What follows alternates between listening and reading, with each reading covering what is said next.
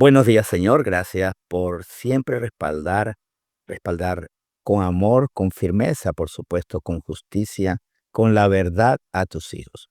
Y esto es importante porque muchas veces nosotros queremos tu respaldo, pero puede ser que nuestra mente todavía inmadura, no completa, tu respaldo puede ser que hagas las cosas que nos libran de problemas. Pero hay algo muy importante, con tu justicia tú nos respaldas porque quitas el piso ese endeble, falso, de nuestros pensamientos imperfectos. Y los pensamientos también son como un muro. Nosotros nos recostamos en ellos, pues los pensamientos son equivocados, que en cualquier momento se derrumban y nos caen encima.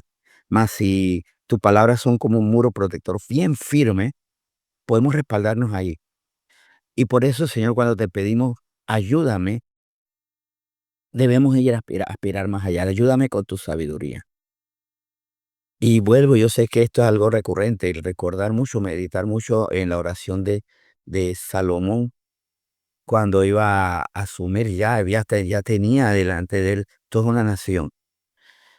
Y, y como rey, él quería tu respaldo, pero él lo supo pedir. Respáldame en cuanto a la sabiduría, en saber qué hacer. Ese es el respaldo que no va solamente con eso, porque algo que aprendimos hace un tiempo atrás es que tú nos guías con tu sabiduría. Nos fortaleces por medio de tus promesas, tus mandatos, de tu propio espíritu que nos anima, nos consuela. Y también, por supuesto, necesitamos tu protección, porque hay cosas que sí van por encima de nosotros. Fuerzas espirituales, enemigos muy fuertes que van contra nosotros y ahí es donde está tu mano protectora. Pero yo sé que tú te gozas en poner tu mano protectora a quienes primero han aceptado tu guía y ser fortalecidos por tu espíritu. Y eso es algo que debe estar en nosotros. Perdónanos si muchas veces hemos pedido, Señor, tu protección. O hemos pedido, Señor, ayúdanos. Ayúdanos y a veces decimos, Señor, yo no veo la ayuda. Y la ayuda está empezando antes de exigir los milagros, que nosotros entendamos la vida conforme a tu palabra, guiados e iluminados por tu Espíritu Santo. Y ahí también está la protección. Nos protege de nuestros pensamientos destructores. Nos protege de las mentiras, quitando cada mentira por tu verdad. Señor, gracias por eso y volver a insistir siempre en que tú eres nuestro guía, tú eres nuestro fortalecedor y eres nuestro protector. Señor, por eso hoy te bendecimos con gratitud. Gracias porque hoy nos quieres guiar, nos quieres fortalecer y recordarnos que tú nos proteges. En nombre de Jesús bendecimos este tiempo. Amén. Muy bien, buenos días a todos. Gracias por conectarse esta mañana aquí y en este tiempo que es amanecer con mi Salvador. Vamos a ver qué el Salvador tiene con nosotros para bien. Veamos esto de parte de nuestro Señor. De hecho, debemos sentirnos amados antes de la primera palabra, porque el Señor hoy nos quiere hablar a mí, porque yo más que maestro soy un alumno más. Y pido al Señor mucha humildad para no desvirtuar la palabra y por supuesto también para ser enseñado, sino qué beneficio tengo, ¿verdad? Yo quiero ser beneficiado con esta palabra. La palabra hoy se titula La sabiduría tiene que estar de la mano de la humildad. Repito, la sabiduría tiene que estar la sabiduría tiene que estar de la mano de la humildad. ¿Y esto qué significa? ¿Esto qué representa? ¿Esto qué es para nosotros? Pues el hecho es claro, evidente, contundente y no tiene que ser cuestionado. No podemos decir que somos sabios si en nosotros todavía hay soberbia. O sea, eso no congenia. Eso es como decir que el frío y el calor pueden habitar el agua fría congelada con el agua hirviendo en el mismo vaso. No va. Se termina perdiendo el frío y el calor. Ambas cosas se terminan cambiando. Alguien pierde. Y aquí estamos viendo que la sabiduría que el hombre nos da, que Dios nos da a nosotros hombres, perdón, la sabiduría que Dios nos da a nosotros hombres, se puede perder o no va a congeniar con la humildad. O sea, es con la falta de humildad. Más bien se agarra y tiene una amistad muy amorosa con la humildad. Dice Filipenses 2:3. Primero que todo, vamos a ver cómo es esto. Porque yo he escuchado esto de que no, es que yo sé lo que sé y por eso yo me vanaglorio. Escuchaba una vez de una figura de televisión legendaria que él decía que uno tiene que presumir lo que hace. Y que él decía, porque la gente le acusaba que él era muy soberbio, él decía prácticamente que era su derecho, su libertad, y la ejercía, esa libertad. Era sabio, vamos a ver conforme a la palabra que dice el Señor. Filipenses 2:3. Nada hagáis por contienda o por vanagloria, antes bien con humildad, estimando cada uno de los demás como superiores a él mismo. Y esto es importante porque en la obra del Señor hay dos razones equivocadas para hacerla. Yo puedo predicar para contender. En mi corazón hay contienda. Quiero contender con las personas que todavía no están viviendo la verdad, pero no sintiendo misericordia por ellas. Más bien quiero mostrarle, yo sí, ustedes no. Yo una de las maneras que quiero cuidarme de eso es siempre decir, hablemos de nuestras debilidades, de nuestra falta de sabiduría, porque primero no la he alcanzado la sabiduría, todavía estoy tratando de entender todo lo de Dios y vivirlo, y por eso, de hecho, si soy uno más, ¿cómo voy a tener contienda? ¿Cómo voy a vanagloriarme si soy otro más? Prácticamente, es más, si hemos hecho la imagen, de repente estos tiempos es de un maestro enseñando a la iglesia, yo quiero que más bien el maestro sea Cristo y yo estoy sentado junto a ustedes también. Nada hagáis por contienda o por vanagloria, sino más bien, antes bien con humildad. Y las cosas que nosotros hacemos con humildad, estimando cada uno a los demás como superiores a sí mismo, a eso le va a dar a la sabiduría buen fin. Pero vamos a ver esto más adelante en Proverbios. Vamos a Proverbios 11 ahora. Y en Proverbios 11 el Señor no solamente ha empezado a decir, porque una cosa es lo que decía Filipenses 2:3. Primero, no lo hagas así. Es la actitud correcta ser humildes. Pero también en Proverbios 11, versículo 2, ya hay una advertencia. Cuidado. Y esto yo lo quiero tomar como una advertencia muy directa para mí, por ejemplo. Proverbios 11:2. Cuando viene la soberbia, viene también la deshonra, mas con los humildes está la sabiduría. Ahí, ahí es evidente, si yo me creo más que los demás, voy a ser deshonrado. El Señor me va a bajar de esa nube en la que yo solito me subí y que Él no quería que yo estuviera ahí. Más bien, nuestros ojos mirando al cielo, nuestros pies ahí firmes en la tierra, ahí firmes, mirando al cielo, por supuesto, buscando los pensamientos de lo alto, pero no diciendo, ya yo estoy en lo alto. Ahí en igualdad con esos pensamientos. No quiero igualarme, pero como le decía en el título, más con los humildes está la sabiduría. La soberbia hace que yo me sienta más, y por sentirme más, que tengo derecho a exigir, tengo derecho a recriminar, tengo derecho a recibir y no agradecer. De hecho, una evidencia de la soberbia, como había mencionado en la reunión de sábado, es que nosotros a veces sentimos que no tenemos por qué agradecer.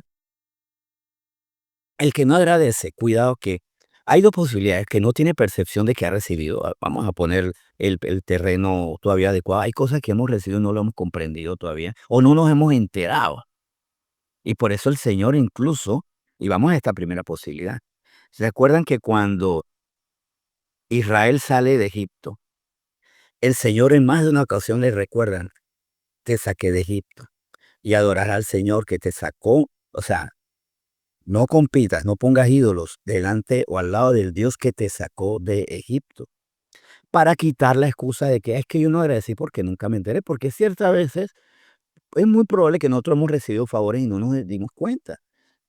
No sabemos que tal vez alguien nos iba a afectar en el trabajo, nos iba a indisponer y alguien salió en defensa de nosotros y por eso tenemos trabajo. No lo sabemos y no lo podemos agradecer. Pero ya una vez sabiendo, no puedo decir, bueno, pero es que lo más que podían hacer aquí era defenderme porque yo soy mejor que los demás. Ahí viene también la deshonra, la deshonra. Mas el Señor en Santiago 4, versículo 10, nos muestra que Él ama la humildad. Santiago capítulo 4 versículo 10 es contundente, específico, tajante. Yo digo que es indiscutible porque es lo que Dios dice que hace con nosotros. Cuando algo para mí es contundente y tajante, cuando Dios dice que es lo que Él hace. Lo del Señor es tajante porque Él lo dice y Él no falla en ese aspecto. Esta es una promesa muy bonita. Humillaos delante del Señor y Él os exaltará. Mi actitud, ser humilde. El mandato del Señor es ser humilde. La promesa, Él os exaltará.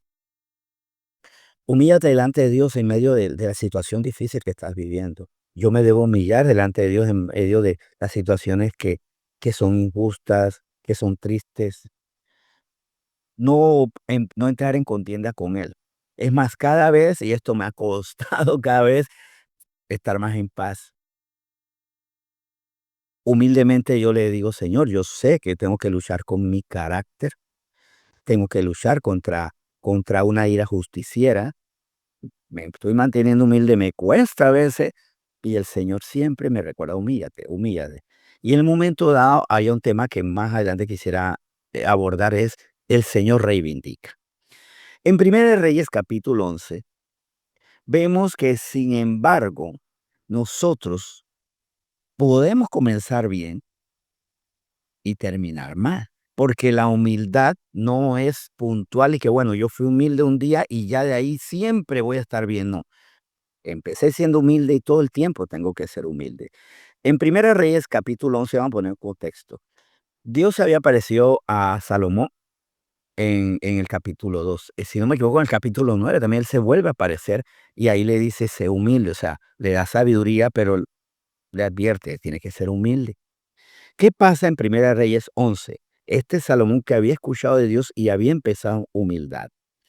Aquí hubo algo que tal vez a nosotros no nos pasa literalmente a él, con, por ejemplo, los varones cristianos con otras mujeres, pero tal vez nos pasa con otras cosas.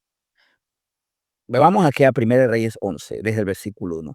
Pero el rey Salomón, además de las hijas de Faraón, a muchas mujeres extranjeras, a las de Moán, a las de Amón, a las de Edom, a las de Sidón y a las Eteas, gente de las cuales Jehová había dicho a los hijos de Israel, no os llegaréis a ella, ni ella se llegará a vosotros, porque ciertamente harán inclinar vuestros corazones tras sus dioses.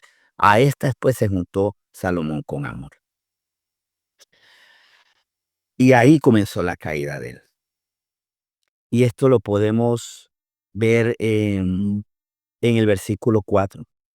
Dice así, de Primera Reyes 11. Y cuando Salomón ya era viejo, sus mujeres inclinaron su corazón tras dioses ajenos y su corazón no era perfecto con Jehová Dios, con Jehová su Dios, como el corazón de su padre David. David se equivocó, pero siempre fue humilde. Fue humilde porque no es que los humildes nunca se equivocan. Los humildes se equivocan, pero lo reconocen. Yo debo ser siempre humilde al darme cuenta, reconozco, pido perdón, o todavía hasta incluso el perdón lo negocio. Le puedo decir delante de Dios, la última vez que me dijeron, me dijeron, pediste perdón a una persona específica que le había respondido con algo de enojo, me había enojado, y, y me dicen, ¿le pediste perdón? Y yo dije, no lo he hecho, y le escribí inmediato. Inmediatamente, y no la llamé porque ya era tarde. Inmediatamente, no negocié, dije: "No, pero es que lo que pasa es que también la gente se la busca". O sea, humildemente le pedí perdón. Fue muy bonito porque después la persona también dijo que se había equivocado, me escribió de vuelta y también me pidió perdón, y fue muy bonito, fue muy, muy bonito, pero no negocié, no podía negociar. ¿Cómo voy a negociar el que me equivoqué? O sea, el sabio no el sabio puede fallar, pero ¿por qué es sabio? Porque es humilde, porque inmediatamente dice: "¿Sabes qué? Voy a corregir". Sabes que a partir de este momento voy a incorporar esto porque entiendo que viene de Dios, este consejo que me das, y voy a esforzarme en ese consejo. Ayúdame. Es más, sabio es decir, inmediatamente voy a hacer lo correcto, pero también sabio es decirle a la persona que le da el consejo, ¿sabes qué? Ayúdame porque tampoco te voy a decir que lo puedo hacer de una vez. No porque no quiero, sino porque es una lucha y a veces no voy a dar en el blanco. Y tal vez no siempre el dardo va a dar en el blanco. Y esto le puedo decir también. humildemente, no siempre doy en el blanco, pero siempre estoy tirando el dardo. O sea, siempre estoy tirando el dardo. El soberbio deja tirar el dardo. ¿Por qué? Que el tablero se acerque a mí, se coloque en el dardo y se arregle la situación. El humilde siempre lo intenta con humildad, con perseverancia, precisamente humilde con humildad, con perseverancia, sin negociar, sin decir mañana estoy en mi proceso, no, espérate, pero ¿por qué no lo hacen los demás? Los demás tienen que hacer su parte, sí, pero en cuanto a mí, debo empezar de inmediato. Y eso es de sabios. Entonces aquí vemos que incluso en el versículo 6, Primera de Reyes 11, esto tuvo un resultado. Tuvo un resultado en Salomón porque él ya tenía poder, era poderoso, era rico y era atractivo. Y esas tres cosas a él las envanecieron. O sea, lo que él decía se cumplía. Cuando las mujeres lo miraban, no tenían la misma mirada que si ven una mesa o ven una silla o ven a cualquier ciudadano por ahí. Había una fascinación hacia él. Él hablaba y la gente, es más, su sabiduría lo enalteció porque dejó de ser humilde. El problema no era la sabiduría, sino su falta de humildad. Y ahí vemos el resultado. Él se envaneció. Sus propios atributos que venían de Dios, y esto es también otro punto importante, las propias habilidades, los propios dones, los propios atributos que él tenía y que Dios le había puesto. E insisto, que Dios le había puesto a él, lo envanecieron. Y lo que Dios le había dado a él decidió que eso lo separara de Dios. Yo puedo, si me equivoco, que mis talentos me separen de Dios. Algo que yo he aprendido, he tenido que aprenderle a tener miedo es al elogio, porque el elogio es agradable, pero a veces me encanta tanto el elogio, me gusta mucho. Y creo que no es una coletilla, no es como una frase dicha mecánicamente, si uno la sabe decir, es para la gloria de Dios, o por Dios eso, por gloria de Dios, o esto viene de Dios cuando nos da un elogio. Qué bueno eres en esto, gloria a Dios. Él es el que me puso estabilidad, como me ha puesto muchas debilidades. Y Dios no se ha equivocado en muchas debilidades. Primero, eso me mantiene humilde y segundo, hasta saber que mis debilidades me ayuda a acercarme a otros. Cuando yo tengo problemas en las matemáticas muy elementales, no soy bueno en la contabilidad, esto me acerca a las personas que son buenas en la contabilidad. Eso por lo menos me parece muy bien con mi esposa porque ella en contabilidad tiene todo lo que a mí me hace falta. Entonces también me acerca. No es que me acerco, no es que me casé con una contable para que sea mi contadora, sino me casé con una esposa porque creo que tiene muchos atributos que Dios ha puesto en ella y ha sido humilde para ella también conservarlos. Y sé que si en este momento está escuchando, dice gloria a Dios, porque tampoco le gusta envanecerse. Pero en mis debilidades, yo también me alegro, porque me permite a mí acercarme a los demás. Y gracias a Dios que en esta iglesia hay gente con una serie de talentos y habilidades en esos talentos y habilidades, yo soy muy incompetente. Y gracias a Dios que, bueno, humildemente hay cosas que yo puedo hacer y que le puedo ofrecer a los demás. Humildemente, nunca envaneciéndome y siempre diciendo, Señor, si algo yo sé hacer es porque tú decidiste que yo tuviera esa habilidad. Pero vemos en el versículo 6 de Primera Reyes 11, dice, e hizo Salomón lo malo ante los ojos de Jehová, y no siguió cumplidamente a Jehová como David su padre, porque David su padre sí lo hizo. ¿Qué hizo malo? Empezar a reemplazar a Dios, porque voy a buscar a esta mujer. Dios dice que esa mujer no, pero a mí sí me gusta. Y miren cómo a veces la maldad nos lleva, y la separación de Dios nos lleva a nosotros en esa vanidad, nos lleva a la soberbia, a la vanidad y a la insatisfacción. Porque ¿cómo es posible que este hombre, Salomón, que empezó tan bien, no le pidió esposa alguna, no le pidió mujer alguna al principio? Porque eso es importante. Primera de Reyes, 2 o 3, perdón. 2, 3. 2 fue, en Primera de Reyes 2, perdón, fue cuando David le habló bueno, ahí estamos. Primero David le habló a Salomón, le dijo que fuera hombre. Después él ya llega a ser rey y ya él tiene una conversación con Dios de 2 que hubo, porque después hubo otra en Primera Reyes 9, si la mente no me falla. Pero dentro de esto, él no le pidió dame dame mujeres. Y sin embargo, o sea, en el espíritu no pidió dame mujeres. Y en la carne, ¿qué dice el versículo 3? Y tuvo 700 mujeres. No, 700 muchas, no, vamos a hacer la cuenta completa. Y tuvo 700 mujeres reinas y 300 concubinas. Y sus mujeres desviaron su corazón. Pero lo desviaron su corazón porque él decidió por ellas. Si alguien dice, esas mujeres son perversas, él escogió esas mujeres, que tenían sus propios dioses, sus propias idiosincrasias. Él tenía que filtrar eso, sometiéndose a Dios. Porque al final de cuentas, si el mismo Jesucristo, esto para concluir, en Marcos 10:45, el Hijo de Dios, Dios encarnado, dice, porque el Hijo del Hombre no vino para ser servido, sino para servir y para dar su vida en rescate por mucho. No es que el hombre no vino para servir, sino para ser servido. Y miren que el soberbio piensa todo lo contrario a Jesús. ¿Qué dice el soberbio? Porque el hombre vino para ser servido y no para servir, y para que otros den su vida por él. Mas Jesús es todo lo contrario, en humildad y sabiduría plena. El hombre no vino para ser servido, sí. No, vino para servir y no para recibir de los demás, sino para dar su vida en rescate de muchos. O sea, humillándose, completamente humilde y entendiendo más que sus beneficios, su responsabilidad. Porque el soberbio conoce todos los beneficios y hasta se inventa unos más.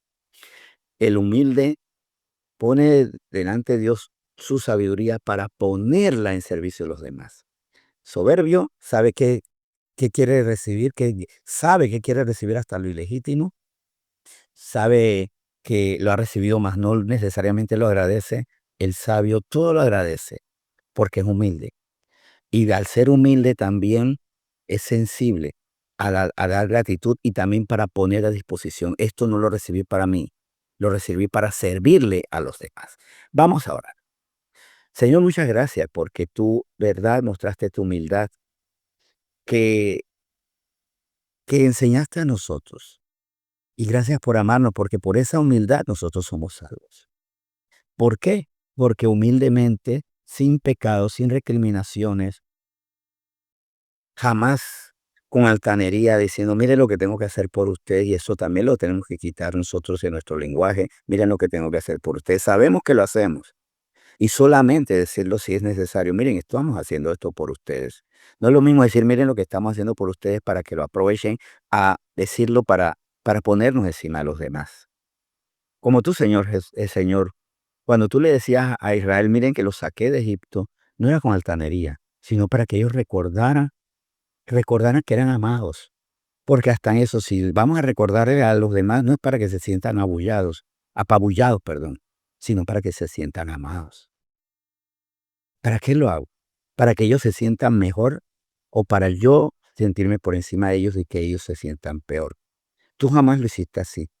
Y nosotros incluso, no es echar en cara, pero si tenemos que recordar, es para que los demás sientan la confianza que hay alguien que está conmigo. Y eso es lo que tú haces en tu palabra continua. Señor, llévanos a ser humildes y sabios. Recuérdanos que tenemos que ser humildes y llénanos de tu sabiduría, la sabiduría que tú das abundantemente y que es muy superior, completamente superior a la nuestra. Señor, muchas gracias por escucharnos y recordamos nuevamente que tenemos que seguir orando por Navidad en familia. Danos tiempos y recuérdanos tener tiempos personales para orar, hablar contigo, Señor, para depender de ti, para entregarte esta causa tan bonita que es Navidad en familia, Señor.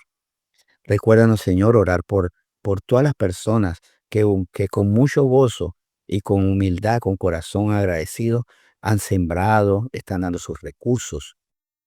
Porque sin esos recursos, y tú estás usando eso, sin esos recursos, Señor, tú estás utilizando esos corazones agradecidos con esos recursos, no podríamos hacer estos eventos. Tú puedes poner los recursos, has decidido ponerlo a través de corazones humildes. Y yo bendigo a esos corazones humildes que han dado de lo suyo, se han restado a sí mismos para tu obra. También gracias, Señor, por los que han puesto sus talentos en las danzas, en el teatro, en la música, en la organización, en la logística, en la utilería, en todo, Señor. no solo por los que salen en escena, que reciben el aplauso, sino los que están detrás, los que nadie sabe, los que se llaman héroes anónimos.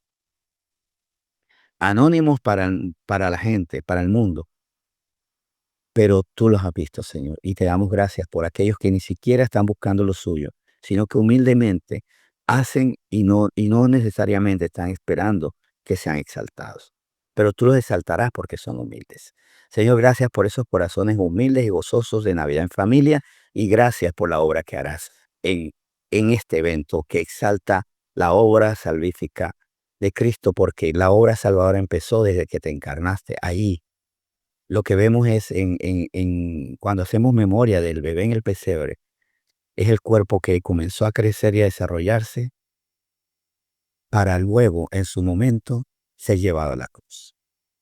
Señor, gracias por este tiempo tan hermoso y lo bendecimos en nombre de Cristo Jesús. Amén.